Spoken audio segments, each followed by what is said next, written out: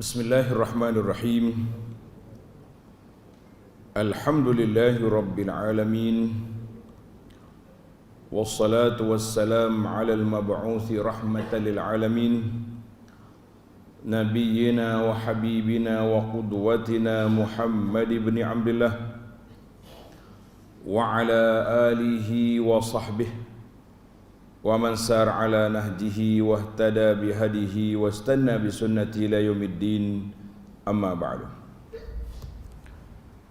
Yang dihormati al-fadhil Tuan Imam, pengurusi Alian Terkuasa Masjid Al-Faizin,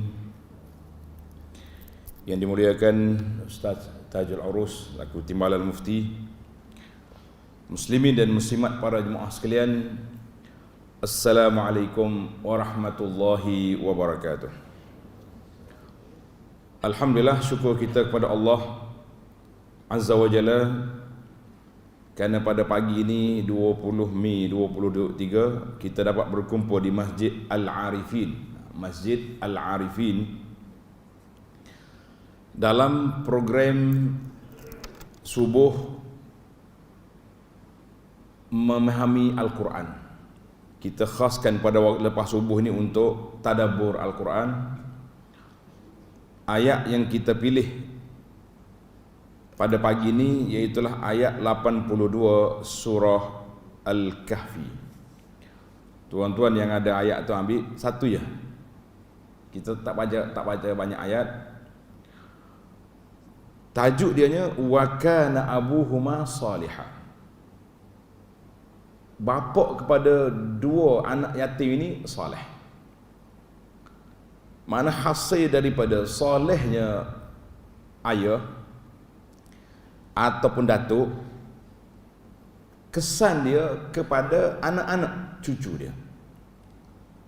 Kesan dia kepada anak cucu dia yang kita nampak sebagaimana yang disebut oleh Allah Azza wa Jalla dalam surah Al-Kahfi, dalam ayat yang mulia ini. Kita kata Alhamdulillah. Maka para jemaah sekalian, ada sebuah buku yang saya baca, tajuk dia Hakaza Ashu Ma'al Quran. Demikianlah orang-orang soleh, mereka ini hidup dengan Al-Quran. Kisah dianya, ada seorang bapa, dia hidup memikir, aku ni kalau mati, anak-anak aku siapa yang nak ambil peduli, siapa nak ambil tanggungjawab, siapa yang macam-macam dia punya fikir. Kemudian usaha-usaha yang zahir ni sudah dibuat, takaful sudah beli, wasiat sudah ada, tapi adakah cukup setakat itu saja? Setakat kita dapat anak, kita sediakan prasarana, sediakan projek-projek harta, yang lain itu macam mana?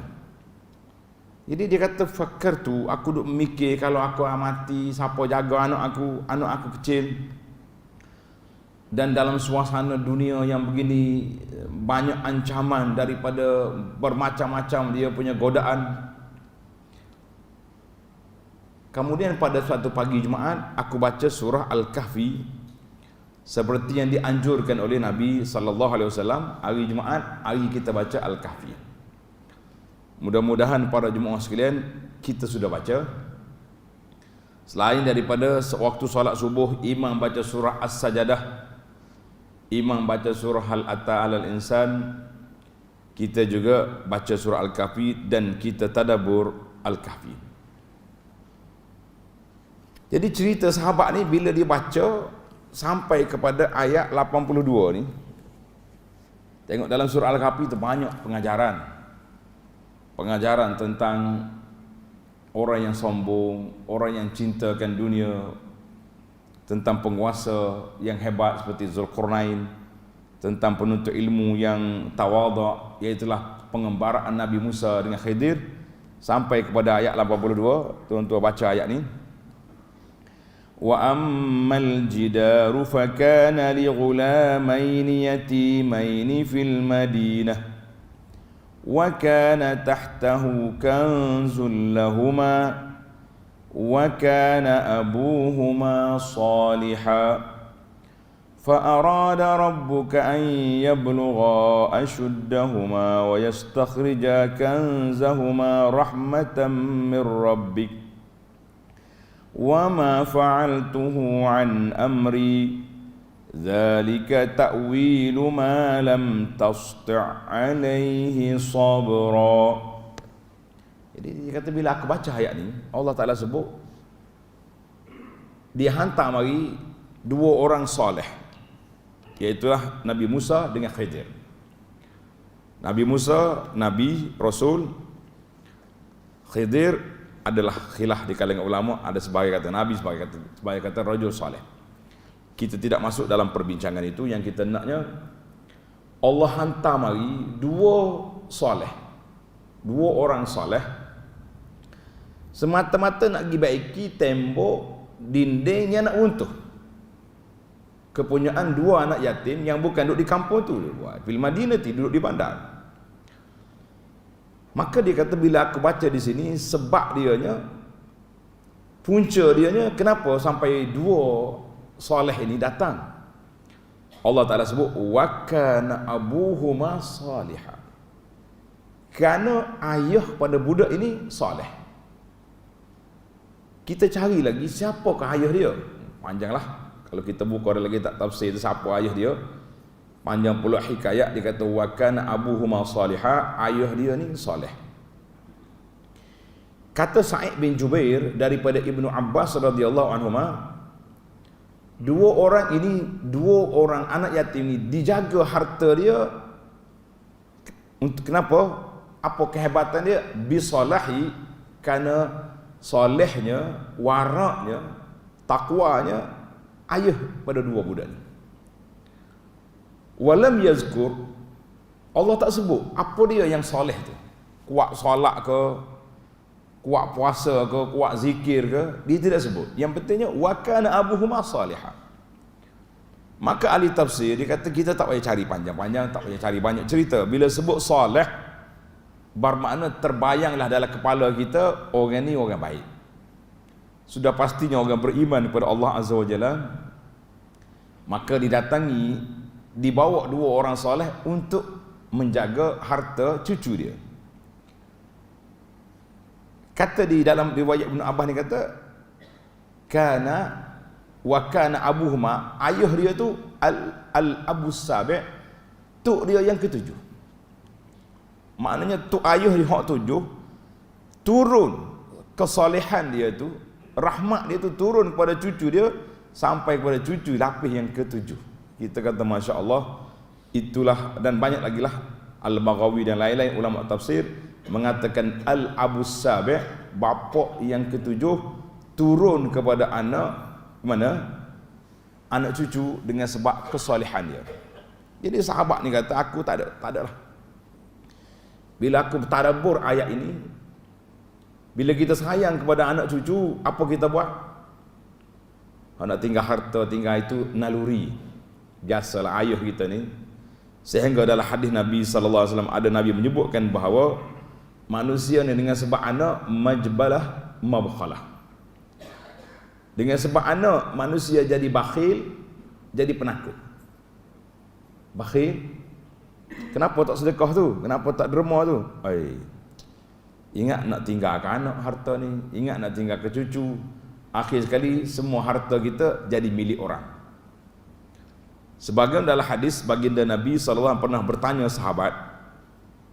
Dia tanya, wahai para sahabat, siapa di kalangan kamu harta orang lebih dia sayang daripada harta sendiri? Menarik soalan dia. Siapa di kalangan kita harta orang lebih dia sayang daripada harta dia? Agak-agaknya kalau saya tanya tuan-tuan dan puan-puan di masjid kita ni, Masjid Al-Arifin, Allahumma ja'alna minal arifina billah, semoga Allah jadikan kita ni orang yang kenal Allah Azza wa Jalla. Agak-agaknya siapa di kalangan kita harta orang lebih kita sayang daripada harta kita? Ada siapa nak jawab? Tak ada. Tak. Kau ada? Sahabat Nabi kata la had. Tak ada ya Rasulullah. Semua kita sayang harta kita. Nabi kata betul. Jawapan tu biar betul, maka Rasulullah SAW beritahu bahawa harta kamu, apa yang kamu makan, apa yang kamu pakai, apa yang kamu sedekah, wa wasiwa zalik, yang lain itu adalah kata orang. Jadi kerana anak, kerana cucu kita jadi bakhil. Sebab apa bakhil? Sebab harta kita tak menjadi milik kita. Kita nak sedekah pun takut, sebab takut anak cucu tak cukup makan.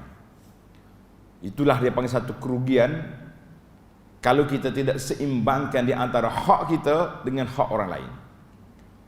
Hak kita yang kita dah guna itu menjadi hak kita, alhamdulillah. Hak kita, apa yang telah kita pakai, yang kita makan itu hak. Tapi hak kita yang kita sedekah itu menjadi hak kita. Yang kedua dikatakan bahawa dengan sebab anak cucu, ayah, ibu jadi penakut. Mana boleh Ustaz? Sebab ada anak cucu lah kita berani. Nah, saya ni bukan main-main. 10 anak, laki-laki pula tu, 2 je perempuan contohnya. Hero kita. Kalau orang Kelantan kata gedebel kita ni. Tahu gedebel dia. Gedebel makna hero lah. Maknanya boleh kita. Siapa nak mari kacau kita, kita boleh lawan. Lah. Penakut bukan bertumbuk. Bukan nak ajak bertinju. Penakut kita apabila anak tak solat pun tak berani nak tegur. Anak tak tutup aurat yang perempuan pun tak berani nak tegur. Itu tandanya penakut. Saya baca untuk anak je hari ni. Untuk isteri kita jangan kacau lagi. Nah, kalau buka yang tu panjang pula hikayat dia. Baik. Maknanya bapak ni dia akan jadi bakhil, dia akan jadi penakut dengan sebab anak-anak dan cucu-cucu dia. Jadi kita insya-Allah mudah-mudahan Allah Ta'ala jadikan anak cucu kita qurratu a'yun, menjadi penyejuk mata hati kita di dunia, menjadi penyebab untuk bertambahnya, meningkatnya darjat kita di akhirat, dengan sebab kita tinggalkan keluarga zuriat yang saleh, yang salihah, yang sentiasa berdoa, sentiasa bermunajat kepada Allah Azza wa Jalla. Cuma hari ini para jemaah sekalian, saya tak tahu suasana di sini. Tapi ada setengah tempat bila mari dekat dengan Ramadan sudah diedarkan borang-borang mengirim pahala membebaskan ibu bapa daripada api neraka. Kalau tak sampai sini jangan bagi sampai. Kalau dah sampai bincang baik-baik macam mana, jangan bagi dia merebak. Tersebar. Dia bagi di masjid-masjid. Isi borang adalah dia punya harga dia. Kalau nak khatam Quran di Mekah berapa pula bayaran? Kita pun tak nak kempen benda tu. Saya kata saudara, anak-anak kita semua, anak-anak ni baru jadi ayahnya dah, baru jadi datuk. Kalau kita betul-betul sayang kepada ibu bapa, kenapa nak swastakan doa-doa tu? Perlu ke diswastakan? Mentanglah zaman kita ni syarikat swasta banyak. Semua benda nak diswastakan, kita kata lah. Sayang kita kepada ibu bapa, dhamir kita dengan ibu mak ayah, mari daripada lubuk hati. Kalau sayang, kita yang berdoa, bukan suruh orang swasta doa. Orang swasta doa, dia tengok juga borang berapa tu. Borang RM50 je. Lain macam dia. Berapa Ustaz Haji tu bayar berapa tadi? 500. Tinggi sikit dia punya darjat. Itu kita kata, itulah dalam masalah doa, dalam masalah perkara ghaib, kita tak boleh masuk reka-reka sendiri. Biar kita duduk dalam suasana yang baik, suasana yang boleh memberikan kepada kita pulangan yang benar, sebagaimana disebut oleh baginda Nabi sallallahu alaihi wasallam. Itu di antara kepentingan sebelah pihak. Maknanya kita nak anak kita soleh. Jadi bagaimana bila kita nak anak soleh? Maka dalam ayat ini mengatakan, Ibnu Abbas kata, hufiza wa kana abuhuma salihah, dijaga dua harta anak yatim ni dengan sebab ayah dia atau datuk dia soleh. Qala Al-Qurtubi, Al-Imam Al-Qurtubi rahimahullahu ta'ala, dia kata fafihi, dalam ayat ini, ayat 82 yang kita baca ni, maya dulu menunjukkan bahawa Allah Ta'ala yahfazus salih. Allah Ta'ala akan jaga orang yang soleh dalam diri dia sendiri, kita sendiri Allah jaga, dan juga dijaga, diturun kepada keturunan dia dengan sebab kesolehan datuk dia. Kata Imam Ibnu Katsir rahimahullahu taala. Ibnu Katsir ketika menafsirkan ayat ini mengatakan bahawa ayat ini, ayat 82 Al-Kahfi ini menjadi dalil Allah Ta'ala akan jaga zuriat kita dengan sebab kita baik. Tashmal, merangkumi keberkat dalam ibadat kita di dunia dan juga di akhirat.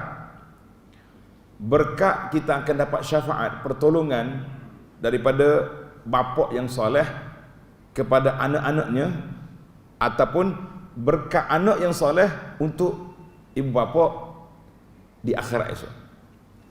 Ini semua terdapat dalam Al-Quran dan terdapat dalam sunnah Nabi sallallahu alaihi wasallam. Seperti yang saya sebut tadi, di akhirat esok seorang pakcik dia masuk dalam syurga. Allahumma ja'alna min ahliha, ya Allah jadikan kami orang-orang yang kami sayangi di kalangan ahli syurga yang engkau redai ya rabbal alamin. Pakcik ni bila masuk dalam syurga, tiba-tiba darjat dia tinggi. Dia pun tak sangka, dia kata, ya aku ni biasa-biasa je. Nah, pergi masjid pun tak banyak ibadat, sekadar masuk masjid sunat qabliyah tu tak tinggal. Tak banyak pun, banyak adalah juga. Taklah kata tak ada langsung. Solat qabliyah ada, yang solat yang ada ba'diyah, zuhur, maghrib, isya tidak ditinggalkan. Kalau masuk awal ke masjid, tahiyatul masjid, mana puasa sunat ada. Tapi dia kata level dia duduk ni tinggi darjat. Nak mari mana dia kata? Dari mana datangnya kelebihan ini? Jadi dia tanya malaikat yang jaga dia, min aina hadhihi ad-darajah? Dari mana darjatnya? Aku dapat daripada mana darjat yang tinggi? Allahu akbar. Bahagia pakcik ni.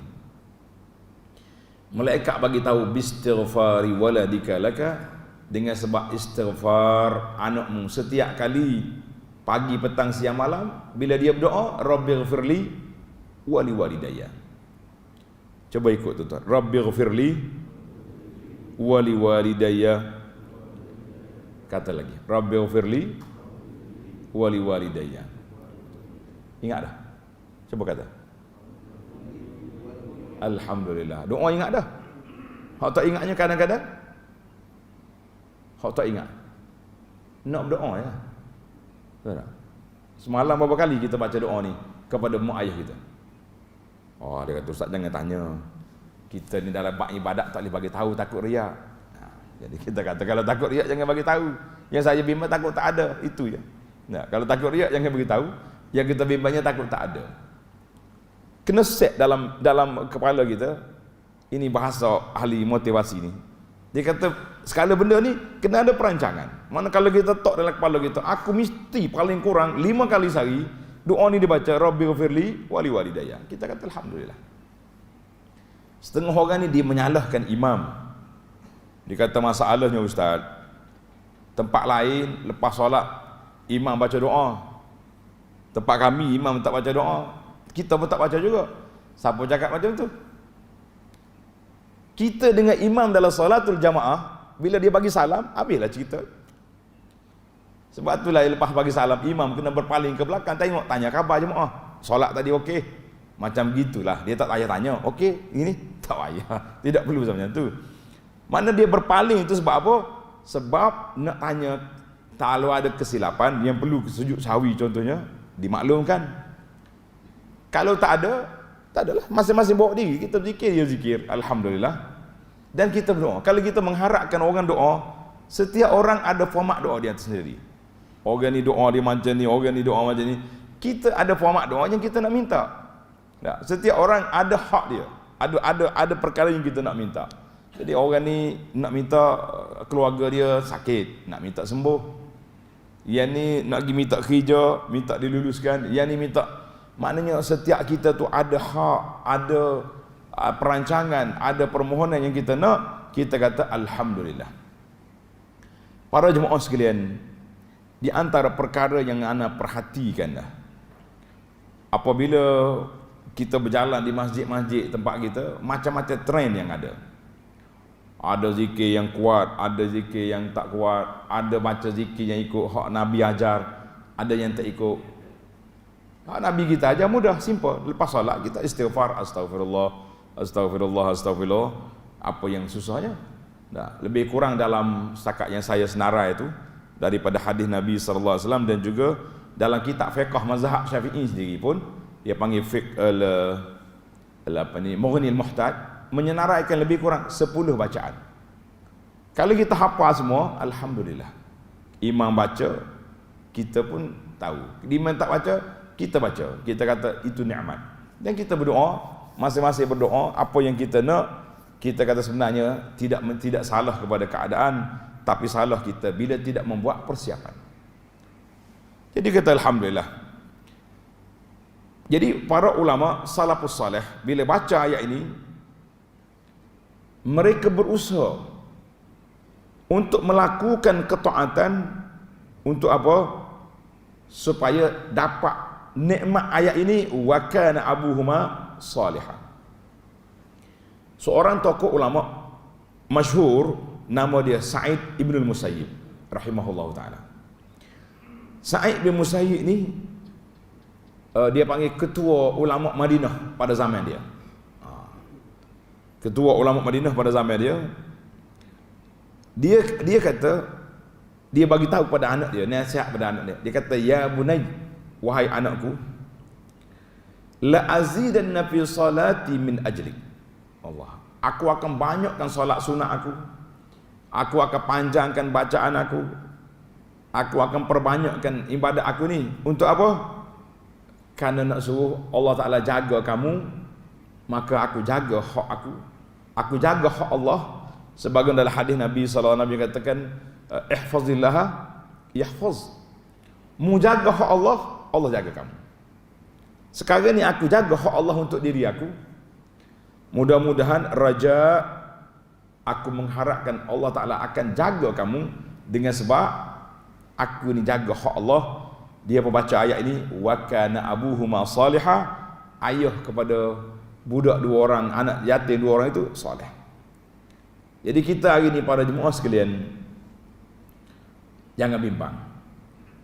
InsyaAllah apabila kita ni baik, Allah Ta'ala akan jaga keturunan kita, anak cucu kita. Sebagaimana kata Sayyidina Umar bin Abdul Aziz rahimahullahu wa radhiya anhu. Umar bin Abdul Aziz ini terkenal dengan nama Al-Khalifatuz Zahid, khalifah yang zuhud. Pelik juga. Kita dengar cerita Umar sikit sebab ada kaitan dengan kita. Umar bin Abdul Aziz waktu dia muda mewah, hebat, orang pun comel, nampak penampilan pun baik, mewah sikit dia. Lama-lama dia kata, akhirnya dia jadi gubernur di Madinah pada zaman pemerintahan Al-Walid. Zaman Umar bin Abdul Aziz lah diruntuhkan hujurat, rumah bilik-bilik isteri Nabi itu diruntuh, masuk dalam masjid. Jadi peristiwa runtuhnya beberapa tempat sejarah di Madinah ni berlaku di zaman Umar bin Abdul Aziz kerana pembesaran masjid Nabi dan juga kerana beberapa kerana lain. Itu kita cerita di Madinah nanti. Kemudian lama dia pun masih lagi mewah, sehingga dia naik jadi khalifah pun bertukar watak, dia jadi zuhud. Orang pun terkejut, orang ingat lagi hebat dia ni, Umar ni. Bila dia jadi khalifah, semua benda di tangan dia, bajet-bajet negara di tangan dia, projek-projek semua dekat dia belaka. Tiba-tiba dia pula tukar jadi khalifah yang zahid. Rahimahullahu ta'ala wa radhiya anhu. Orang ditanya, dia kata, Syekh Khalifah, kenapa bertukar watak? Dulu mewah, sekarang ni bila jadi khalifah kamu turun balik zuhud. Dia kata nafsu ni, dengar cerita nafsu. Dia kata nafsu ni dia nak naik-naik. Waktu aku budak dulu aku fikir, aku ni kalau boleh jadi menantu khalifah hebat, dapat. Kalau aku boleh jadi jadi amir, jadi gubernur, jadi pembantu khalifah, dapat. Jadi nak naik lagi. Bila aku jadi khalifah, apa lagi jawatan yang tinggi dalam dunia ni? Tak ada lagi jawatan. Ketika itu dia panggil an-nafsut tawaqah. Nafsu kita ni merindui perkara yang lebih tinggi daripada khalifah, iaitulah rindu kepada Allah Azza wa Jalla. Ketika itu dia tinggalkan kemewahan dunia, dia bertukar menjadi al-khalifatuz zahid, khalifah yang zuhud. Rahimahullahu ta'ala. Sehingga kan bila dia nak mati, anak-anak dia kecil-kecil, anak khalifah dia pemerintah dia sekejap, tapi Allah Ta'ala beri berkat dalam pemerintahan dia sampai peringkat tak ada orang keluar, tak ada orang nak terima zakat dah masa tu. Mana ramai orang sudah jadi senang. Tengok ni, bila khalifah sendiri itu bertukar, pemimpin itu bertukar menjadi zuhud, rakyat pun Allah Ta'ala buka pintu-pintu rezeki yang luas. Itu dia panggil kesan yang sangat mustahak dalam dunia kehidupan. Jadi bila nak mati anak dia kecil-kecil, orang pergi tanya, ya Khalifah Umar, ma tarakta li auladi, mu tinggal apa pada anakmu? Mu tinggal apa? Mu khalifah, ada harta sana, ada rumah sewa, ada kebun, ada. Dia duduk termenung, dia fikir, aku tak tinggal apa kepada anak aku. Subhanallah, terlupa dia berkali. Sebab zuhud dia ni menyebabkan dia lupa nak tinggalkan harta. Kita tak boleh nak sedekah sebab nak tinggal harta kepada anak. Umar sedekah sampai terlupa nak tinggal harta kepada anak. Terbalik. Jadi dia kata, tak apalah, kalau aku tinggal anak-anak aku, mereka ni orang soleh, wallahu yatawalla salihin, Allah jaga orang soleh. Wa in kanu ghaira zalik, kalau mereka tidak soleh, aku tak tinggalkan bekalan untuk mereka berfoya-foya, untuk mereka lara di atas dunia. Kemudian dia mati dalam perkara itu. Kata di ahli sejarah, lepas daripada Umar meninggal, anak-anak khalifah lain, ayah dia tinggal dengan harta beratus dinar, ribu dinar, tapi bertukar watak. Anak orang lain yang ditinggal harta banyak, hilang habis, akhirnya menjadi peminta sedekah. Anak Sayyidina Umar bin Abdul Aziz yang tidak ditinggalkan harta, tapi dia tinggal wa kana abuhuma salihah, dia tinggal akhirnya anak dia yang menjadi pengeluar pembayar zakat. Itulah ketentuan Allah Azza wa Jalla. Kata Umar, ma min mu'min yamut, tidak ada mana-mana orang beriman yang mati, illa hafizahullahu fi aqibihi, Allah Ta'ala akan jaga anak dia, Allah Ta'ala akan jaga cucu-cicit dia dengan sebab dia seorang yang soleh. Jadi para jemaah sekalian, kata Syekh Muhammad Ibnul Munkadir, Muhammad Ibnul Munkadir, nama tokoh-tokoh ulama salafus soleh ni kita baca supaya kita boleh dengar cerita mereka, bagaimana keadaan hidup mereka dengan keluarga. Kata Syekh Muhammad, inna Allah Azza wa Jalla, Allah Subhanahu wa Ta'ala akan jaga keturunan kita dengan sebab ayah dia, datuk dia menjadi orang soleh. Allahu Akbar. Jadi siapa yang nak suruh Allah jaga anak cucu dia, dialah kena jadi orang soleh.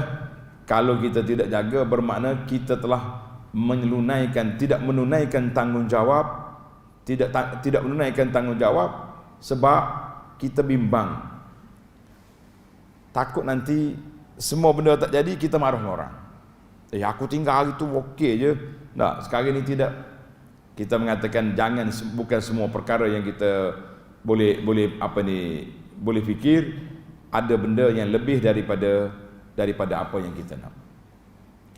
Maka para jemaah sekalian, itu di antara kisah-kisah ataupun hikayat-hikayat yang boleh kita ceritakan supaya kita semua para jemaah sekalian tidak mikir panjang, tidak takut untuk tinggalkan keturunan kita, zuriat kita, takut mereka fakir, takut mereka miskin, sampai kita yang jadi orang miskin. Kita jadi orang miskin. Bila jadi orang miskin, apabila tak ada bekalan kita nak bawa ke akhirat selain daripada apa yang kita ada sekarang. Saya selalu guna istilah ahli-ahli nasihat. Dia kata, para jemaah sekalian, kita ni kena buat persiapan untuk pergi ke akhirat dalam kubur, sebab dia kata kain kapan tak ada poket. Sedap juga ni. Dia kata kain kapan tak ada poket, Bila kain kapan tak ada poket, maknanya kita nak buat duit tak boleh. Kita nak buat bekalan tak boleh. Jadi bekalan kitanya hanya kita boleh menyediakan bekalan kita sendiri hantar. Harta kita boleh menunggu kita dalam kubur, tapi nak buat bekalan tak ada. Yang dok buat bekalan, dok buat kereta, gambar kereta, kertas tu cerita lain. Nah, itu orang mati lain dia bawa gambar-gambar, dia bawa bekalan. Kita kata tidak, bagi pihak kita para jemaah sekalian, kita mengatakan itulah yang kita bimbang.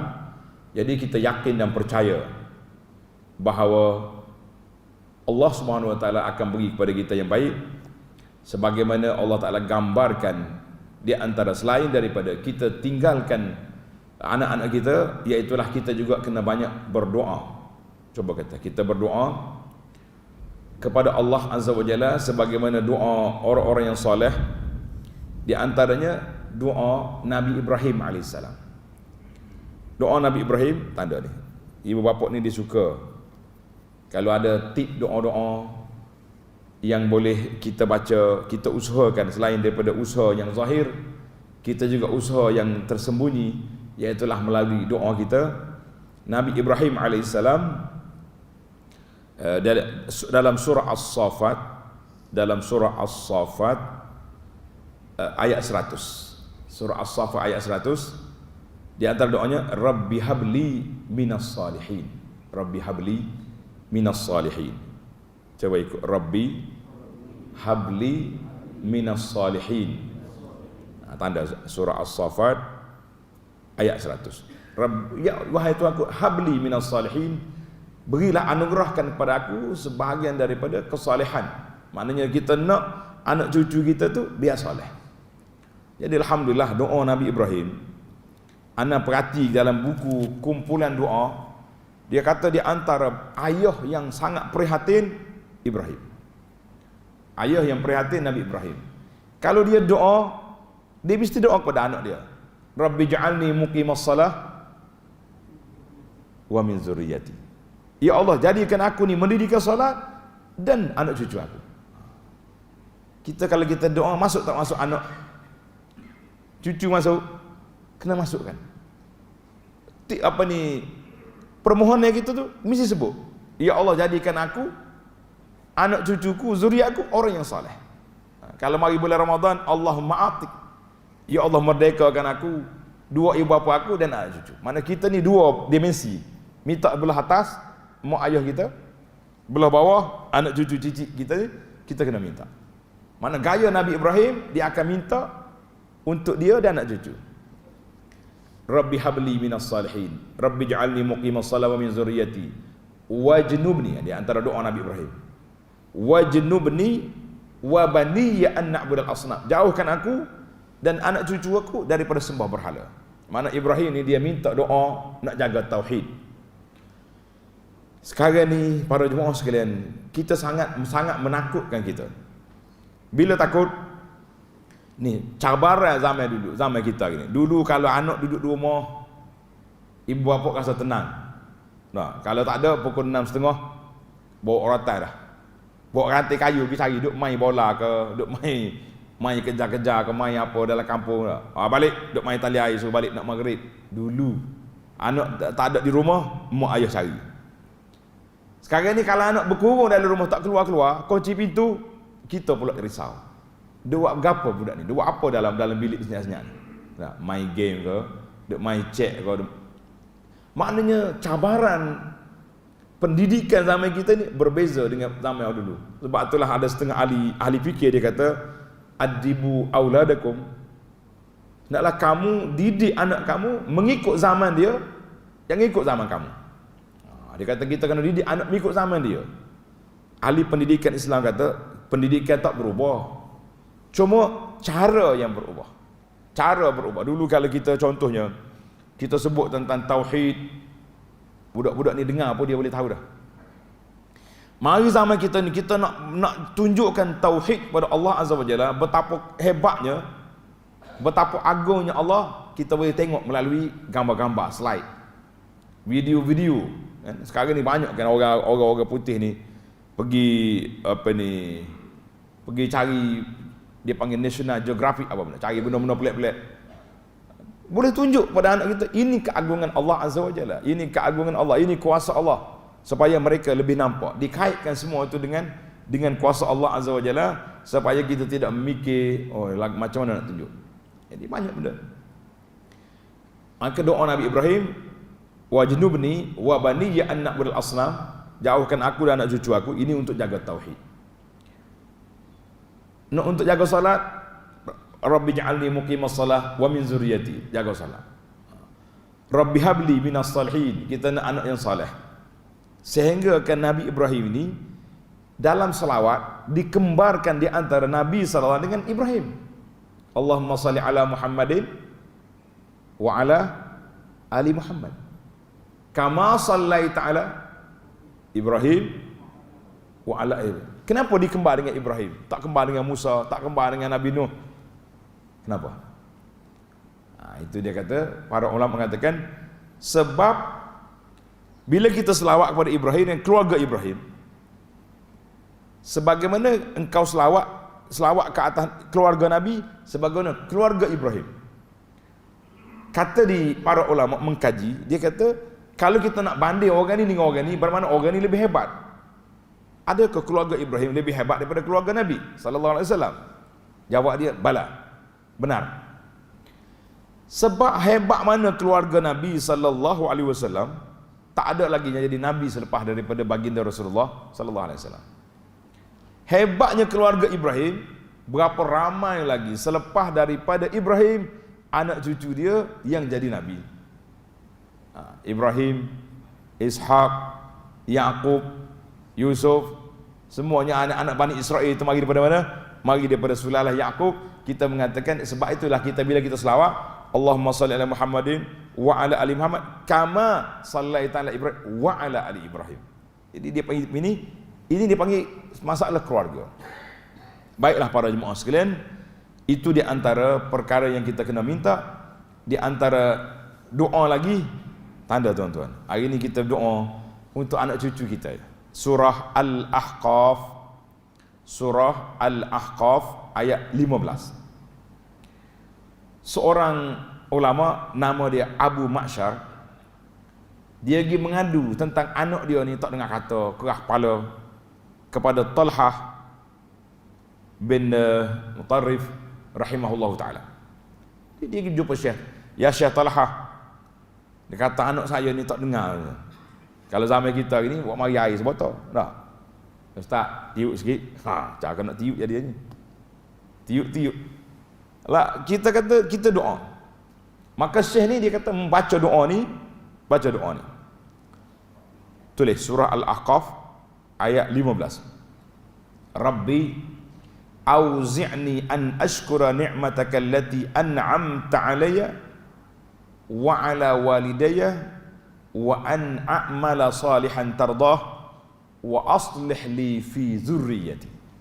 Anak ni Rabbi auzi'ni, cerita dua beranak tu, cerita Nabi Sulaiman, Nabi Daud, dua beranak yang begitu hebat. Tapi ayat Quran ni ada doa di sini, tengok, wa aslih li fi zurriyyati. Tengok dia, ya Allah perbaikkanlah untukku dalam keturunan zuriat aku. Jadi kita minta Allah SWT baikkan keturunan kita, jadikan kita ni orang yang soleh. Mudah-mudahan Allah Ta'ala boleh kumpulkan balik kita di atas dunia ni, berkumpul di atas dunia dengan begitu begitu hebat, dan yang besar lagi kita berkumpul di akhirat, sama-sama kita duduk dalam syurga. Allahumma kama jama'tana fi hadhihi dunya, ya Allah sebagaimana engkau kumpulkan kami di atas dunia ini, kumpulkan balik kami dengan keturunan kami, dengan zuriat kami di mana? Di akhirat. Allahu Akbar. Tengok ni, di antara doa yang Allah Ta'ala sebut, cerita dalam Al-Quran, iaitulah cerita tarbiyah Nabi Yaqub AS pada anak-anak dia. Tengok dalam ayat dia kata, am kuntum syuhada iz hadara Yaqub al-maut iz qala li banihi ma ta'buduna min ba'di. Ketika Nabi Yaqub nak mati, dia panggil anak cucu dia, ma ta'buduna min ba'di, mu nak sembah apa lepas pada aku tak ada. Ini dipanggil ilmu pendidikan. Tuan-tuan dan puan-puan, sekarang ni kita dengan anak-anak kita tanya ke tidak? Mu duduk di sini, Kamu duk belajar sunnah Nabi SAW dalam amalan, dalam kira-kira kita ni. Puas hati ke tidak kita nak beramal? Kalau ayah tak ada esok, macam mana kehidupan kamu? Kita bimbang waktu ayah ada dengar belaka, waktu ayah tak ada, lompat ke sana sini. Kita mengatakan, jangan. Jadi Nabi Yaqub, iz hadara Yaqub al-maut, dekat nak mati, dia nak tenangkan hati dia, masih lagi dia tanya anak-anak dia, bagaimana pendidikan kamu, bagaimana pegangan kamu, bagaimana kepahaman kamu kepada Islam. Kita mengatakan dalam masalah kehidupan kita berkeluarga para jemaah sekalian, tak boleh je kita faham seorang agama, kita seorang yang ikut sunnah, anak-anak lain ikut dia lah. Saya selalu kempen, dia panggil satu kempen, tajuk dia masuk syurga sekeluarga. Menarik tajuk ini. Kalau orang tanya kita, Pak Cik nak pergi syurga? Tanya apa? Nah, semua kita nak pergi. Kalau tanya, nak pergi berapa orang? Berapa orang nak pergi? Semua keluarga. Nah, berapa orang nak pergi syurga? Semua. Angkat semua daripada ayah, mak, nenek, cucu, menantu, pergi belakang. Tapi kalau tanya soalan yang ketiga, orang ni pakat celik mata. Dia kata waktu pergi masjid, waktu pergi kuliah, waktu pergi dengan tazkirah, berapa orang pergi? Ayah seorang. Ini dia panggil tidak seimbang. Nak pergi syurga sekeluarga, waktu pergi masjid tak bawa. Waktu kita pergi masjid, waktu ada kuliah, ada tazkirah, tak hadir. Kita mengatakan itu tidak seimbang. Kalau nak, semua kita bawa.